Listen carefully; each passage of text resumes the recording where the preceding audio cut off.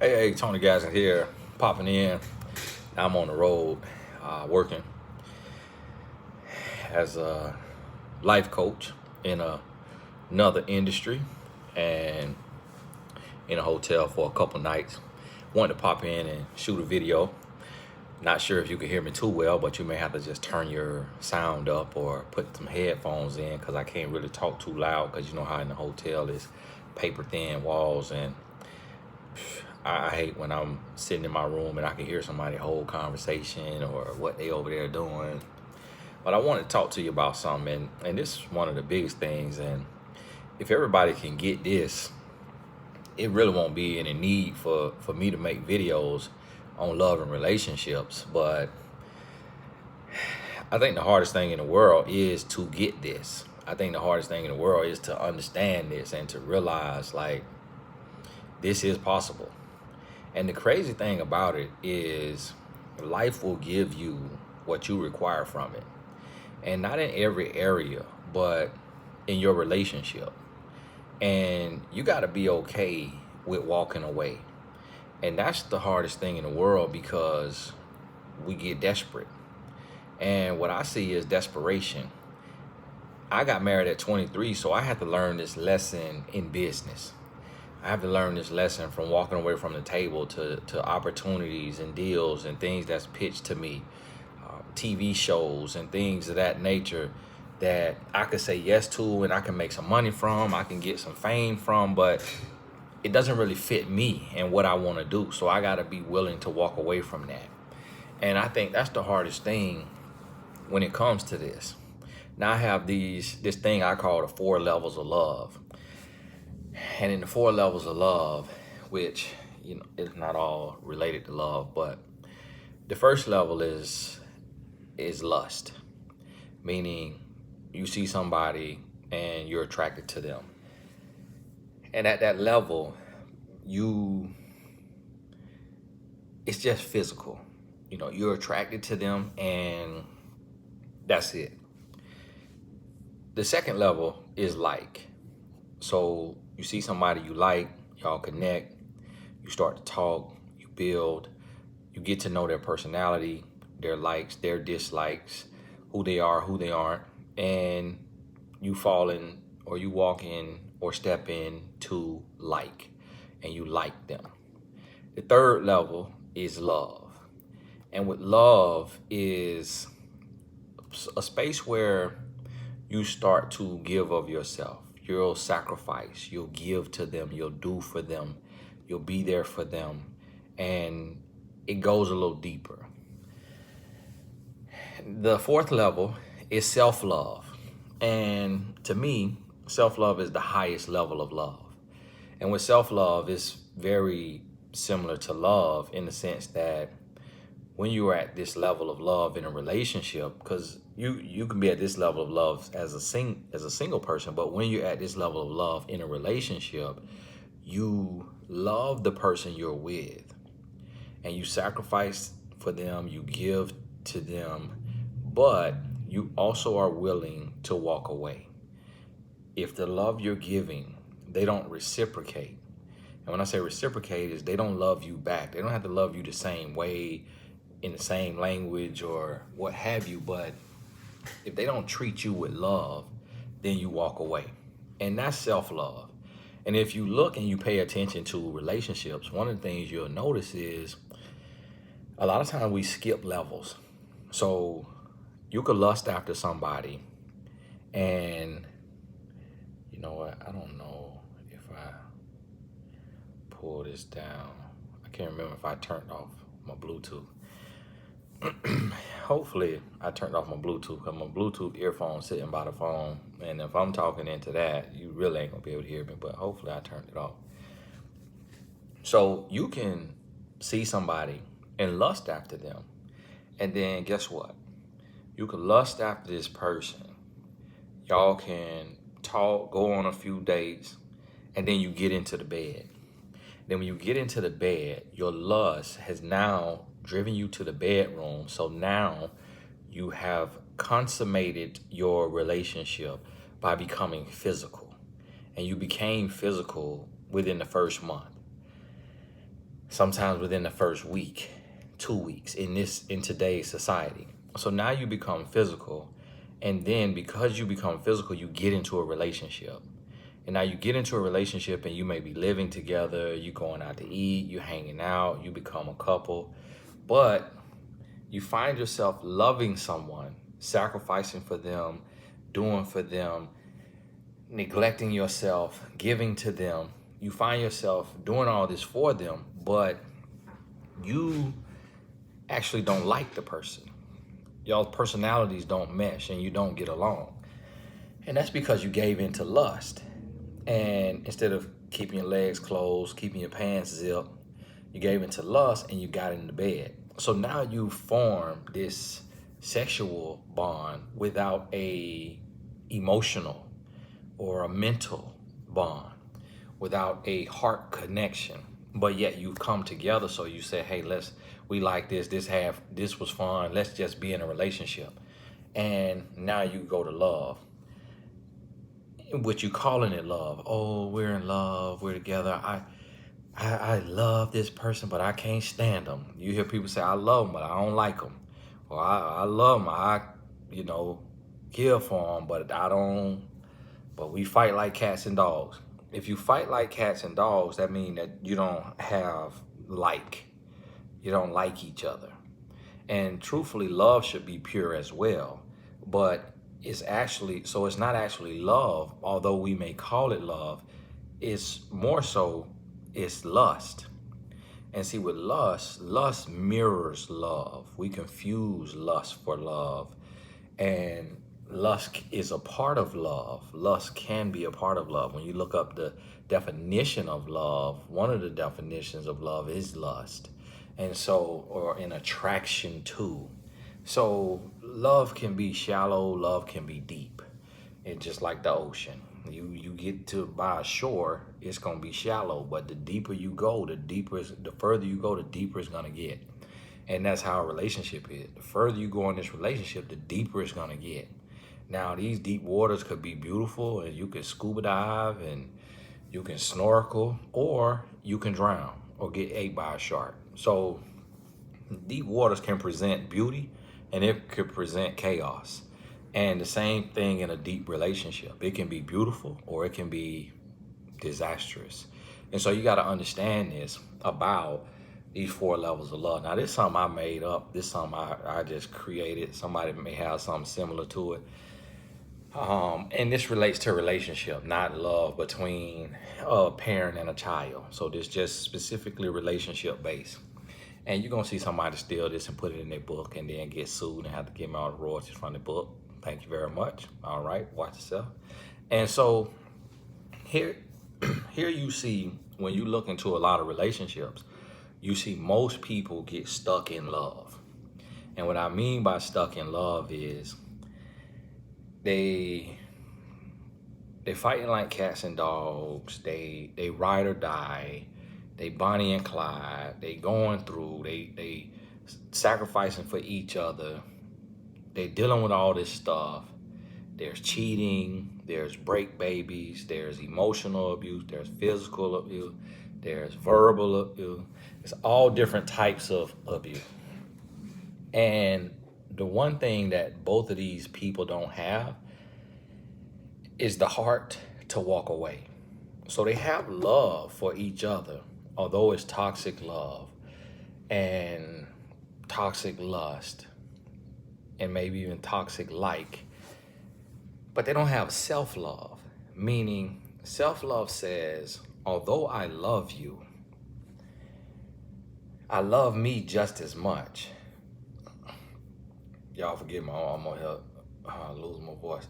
And loving me just as much means that I'm willing to walk away if you don't reciprocate the love that I have for you.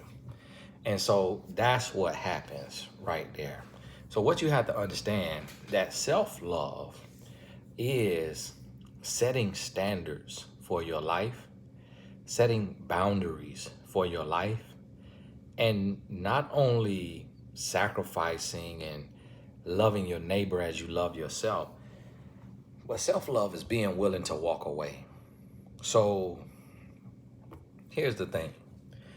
You have to have self-love in every area of your life. So on your job, you got to have a dollar amount that you refuse to work for.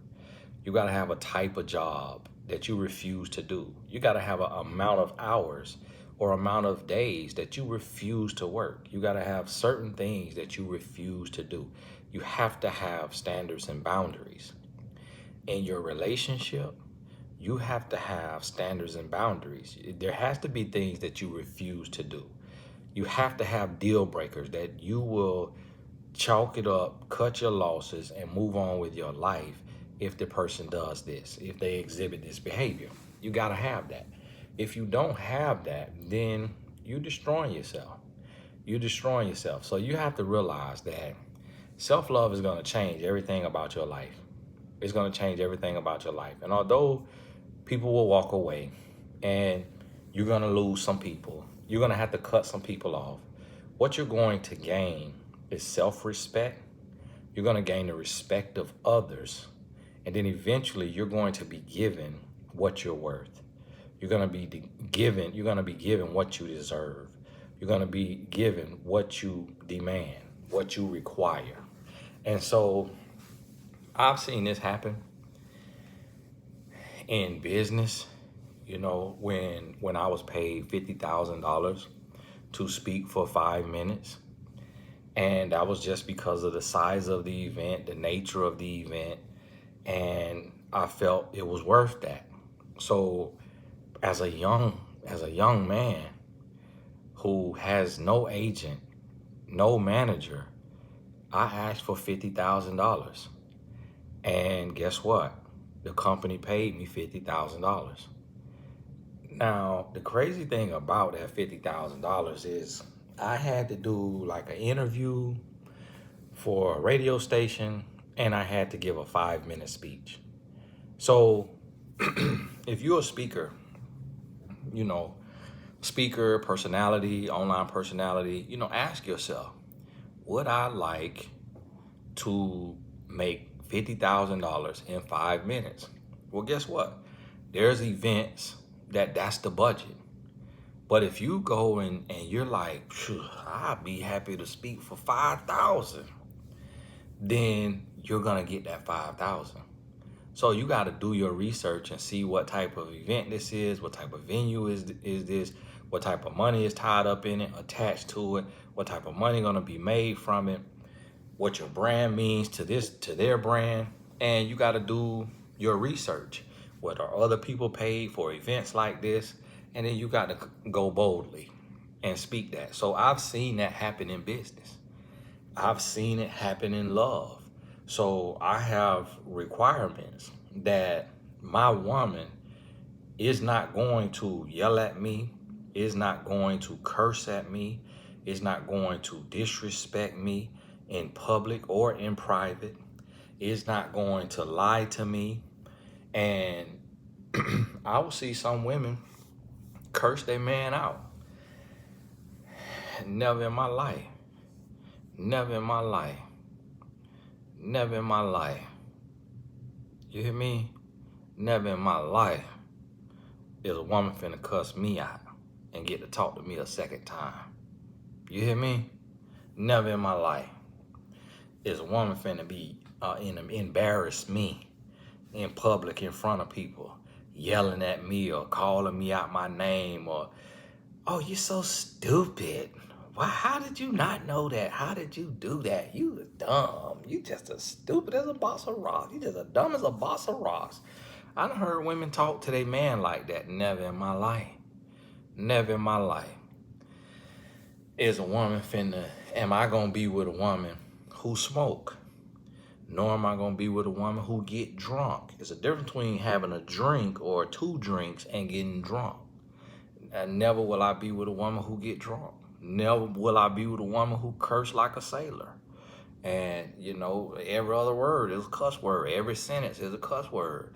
Now, if a woman stump her toe and she slip up and curse, she stomp her toe, and that's the only time I hear something like she about to get T-boned by a car and she yell and a curse word slip out. Okay, all right. That let me know that was on your heart. That was on your spirit. So that means you cursing when you're not around me and you got a habit of cursing. Because if you don't, then that'll be, dang, you'll be shuts, snap, crap. It'll be something else. And so even in those moments, because I don't curse, my wife picked that up within the first week or two. And so although she cursed, because her family curses, her mama, her daddy, everybody cursed. The cursing is normal. But I don't curse to be different because I want the narrow road in life. I don't want the broad road. So it's normal for a man to smoke, even cigars. If a man don't smoke weed, a lot of men smoke cigars. I've never taken a puff of a cigar.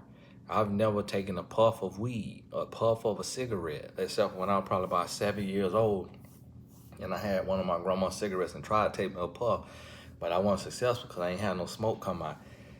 But other than that, and the reason why, because I want to be different. I want to be different. I don't want to smoke because I see the end result of it. So I'm like, okay, if I get addicted to smoking, what's gonna happen? Black lungs, emphysema. I see my grandfather died from emphysema. My dad died. My mom's mom, smoking really what killed her, basically. She lost a leg. And it just the complications of smoking so much just start to do stuff to your body. And I ain't understand it all, but it just broke her body down. And so I say that to say, I don't want to get drunk because a lot of my family is alcoholics. And I see how belligerent they are and how their life is just in the dumps. So I don't want to get drunk. You see what I mean? So you have to have standards for yourself. You got to have standards and you got to have boundaries. That's self-love. And you got to want something. If you want something different, you have to be different. And that's what I try to tell people. You know, you're not going to have a relationship that's happy and blissful and y'all talk like best friends when, like, for example, today I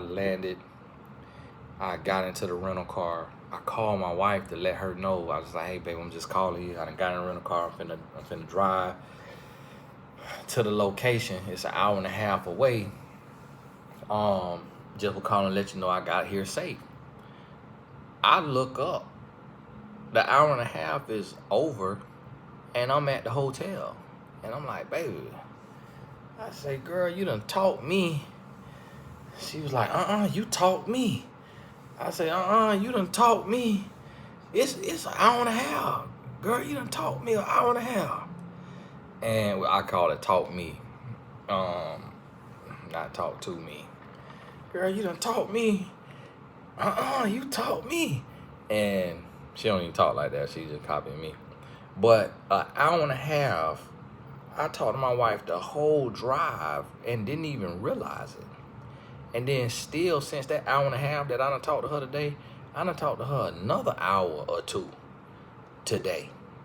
And it's just, I could be taking this time to just be away, get my little braid, look at me some booty, do my little flirting, you know, meet me a woman in this city, because I come to this city now about every month, you know, to work with my clients out here. So I could be just doing what I want to do. But let me tell you, the reason why I don't is because of the relationship my wife and I have. And the reason why our relationship and our bond is so strong is because of our standards and our boundaries. If I allowed or she allowed, if we allowed the other person to curse us out, to yell at us, imagine what that would do if my wife cursed at me, if she yelled at me.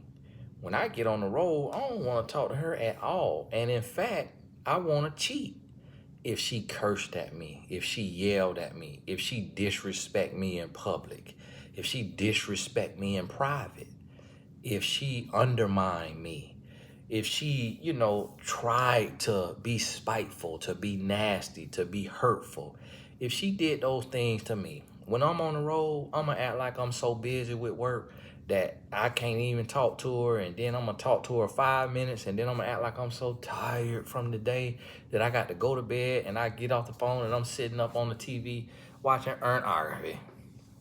If you're new to this video, you don't know what pornography is, but I don't say all the words, but you know the nasty shows. I'll be sitting in the bed, get my little Jergens or whatever, which I don't understand that.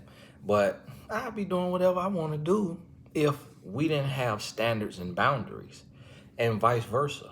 If I curse her out, yell at her, mistreat her, when I leave, she'll feel like it's a vacation and be like, yeah, he is out my hair. We just was on the phone this whole time here.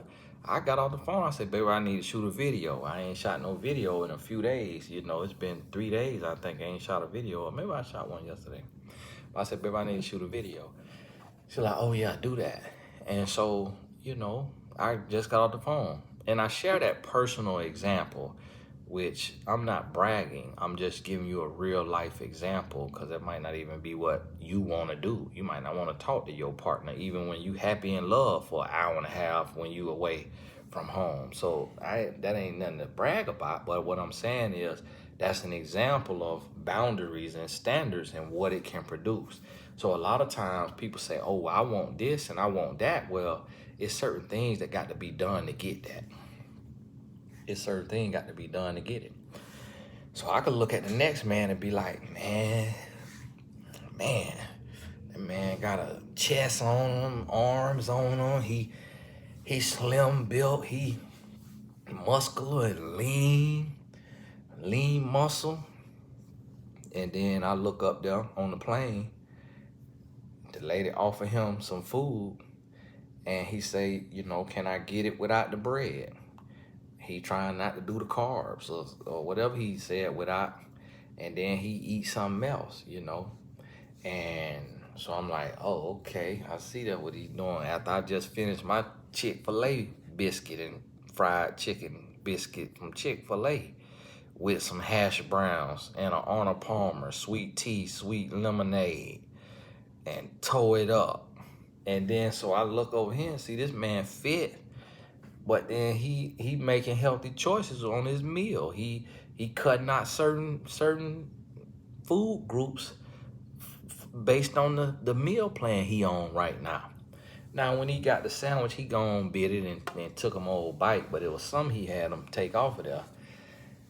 And he eat the yogurt and, yeah, you eat that yogurt, man.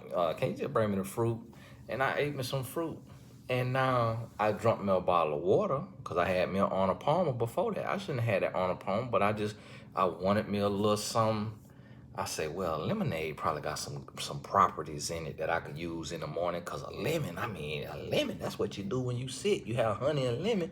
So it got to be something good in this lemonade. And then I'm like, and tea, you know, that ain't like a soda like tea. That come from like a leaf or something, right? Like they got to brew that. So I know it's some properties in there. And that little bit of sugar, I'm like, oh, that ain't gonna hurt. And that little sugar, that's just, wake me up a little bit. And so I'm making excuses for how I wanna eat. And so I say that to say, I can't look at somebody's physique and be jealous of his physique and how he taking care of himself and how he looking at his age and not want to make the same choices that he making. If he go to the gym every day and he put in work and he doing all kind of cardio, if I'm not willing to do that, I can't desire his results while I'm sitting there eating my Oreos and my red velvet cake. So you see what I'm saying? And right now, got my little Sprite. And what I tell myself, oh, well, they ain't got no dye in it. Ain't got no dye in there. Ain't nothing but a little something. The restaurant ain't have no water. So they got to have a Sprite. That's the closest thing to water. And so this me being transparent with you. So when you see I ain't got my 8-pack yet, and you know, I get on that treadmill and I'm getting a little physique, getting a little, you know, healthier, but it's a process. So the same thing, that's self-love. Self-love is saying, okay, I'm gonna do something. I'm gonna start by working out every day. And all my meal choices ain't gonna be perfect. And I know you can't out-train a bad diet, but I'm slowly gonna make better choices to where, okay, instead of some sugary, I'm gonna have a thing of water. Instead of some fried chicken, I'm gonna have something else, grill, something lean, and without a bunch of grease and what have you. That's self-love. So self-love is when you look in the mirror and you evaluate yourself and you able to say, what do I need to do to get the results that I want? Where do I need to change? And so you got to look at it and you got to be able to ask the person who has what you want, what did you do? How are you? Like, how are you different? Like, what is it about you that allowed you to be able to get in the position you're in and to attract this into your life? And when they tell you, you're gonna be like, whoa, hold on now. Yeah.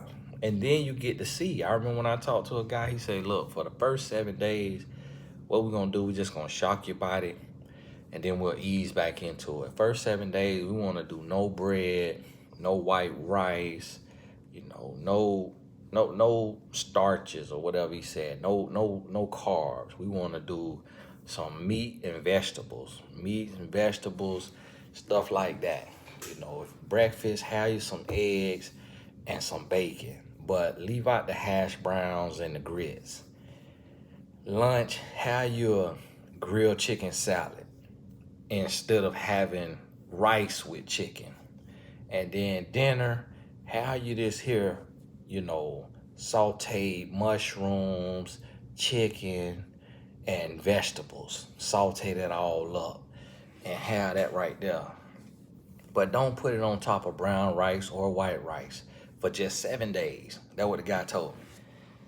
He was a trainer in Australia. He's one of my clients. He booked me from Australia. And found out he was a trainer. And so I got a little tip from him.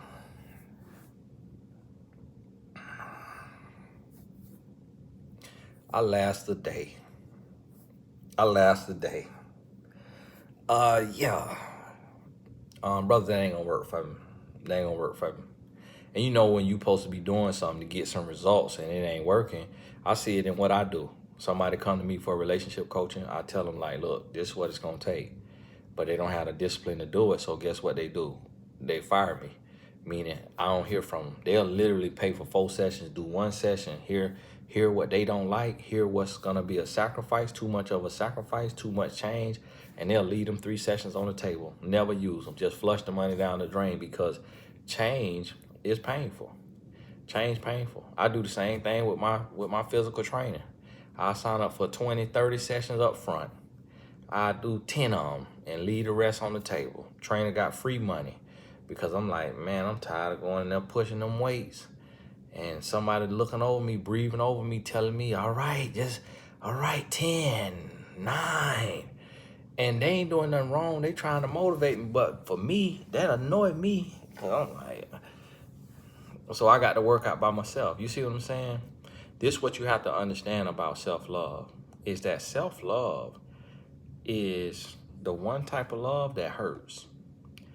And it's not abusive. Self-love is discipline, and discipline is painful. Discipline is painful. But you do a little at a time, get better, get better, get better, get better. Before you know it, you create habits. You create habits, you create new habits. So now I could drink me a lot of water. And I could go without certain things. And then on a certain day, I have me a cheat meal, but I'm able to get back to where I do what I need to do. So I'm kind of being facetious here, but I could do what I need to do. And that's why at 37 years old, I could be 250 or 300 pounds. But I'm not that because I do have a certain measure of self-discipline. And we can always be better, But that's as our self-love deepens. And so for a lot of people, I'll see people who they got the discipline to eat right, to work out, but then they let people treat them like crap. And then you'll see people like me who may not like to eat right or work out, but I ain't letting nobody treat me like crap, not even those who birthed me. Ain't nobody finna talk to me sideways, not even online, where people think they got the free fall to say what they want to say. I be blocking bots, I be blocking spam, I be blocking the things with no profile picture, the things with their screen name is a bunch of numbers. I block everything. Ain't nothing getting by. Block, block. I got time today. I get on there and I spend an hour in them comments. Block, block, block. But I tear me a piece of fried chicken up. Whereas this person over here, they won't touch a piece of fried chicken to save their life. But they will let their boyfriend treat them like crap. Their husband treat them like crap. They will get cheated on. They'll allow cheating. Some people allow beating. Some people allow cursing. Allow all this other stuff. But be in the comments bragging about being a vegan. So you see what I'm saying? We all got somewhere we need to grow at in the area of self-love. And I admit mine to you so you realize that none of us are above reproof. No one is perfect, but the goal is to keep working and to keep getting better every day. And don't judge me because I fail differently than you fail. And I'm not judging you because you fail differently than I fail. And we all quick to give advice on what to do in the areas we strong in, but then we don't want to hear no advice, or nor can we receive advice in the areas we weak in. So hey, think on this. Get this in your spirit. It's Tony Gaskins. God bless you. We'll talk soon.